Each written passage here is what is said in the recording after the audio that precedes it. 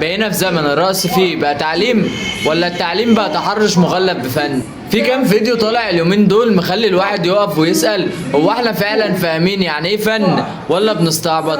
لما راجل يكون ماسك واحدة من وسطها ومقرب منها لدرجة انك تحس فيه لزقة مش تمرين، مش هنظلمهم برضك ونقول انك تحس، لا هو كده كده فيه لزقة، وكل ده تحت مسمى بعلمها رقص. طب بالله عليك بس السؤال هنا، ده تدريب ولا تعدي على حدود؟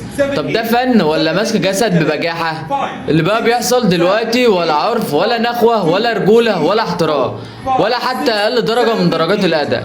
السؤال بقى ان يعني ايه تدريب يخليك تقف بالطريقة دي؟ ليه لازم يبقى في احتكاك بالشكل ده؟ وليه البنت واقفة عادي ومعتبرة ان ده طبيعي ومبتسمة كأنها في فوتو سيشن؟ وبعيدا عن ده كله بقى، اللي يضايق في الموضوع ان في ناس بتدافع وناس تقول لك حرية يا جماعة خليكم متفتحين. طب ده انفتاح ايه؟ ده انفتاح على عدم مش على الثقافة.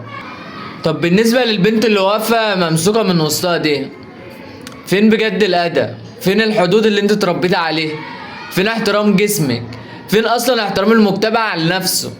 المشكلة ان النهاردة الناس بقت متعودة تشوف الغلط لحد ما بقى عادي، بقى الطبيعي اننا نضحك ونعدي ونقول ما هو كله بيعمل كده. لا مش كله كده طبعا، في ناس لسه عندها دم وكرامة.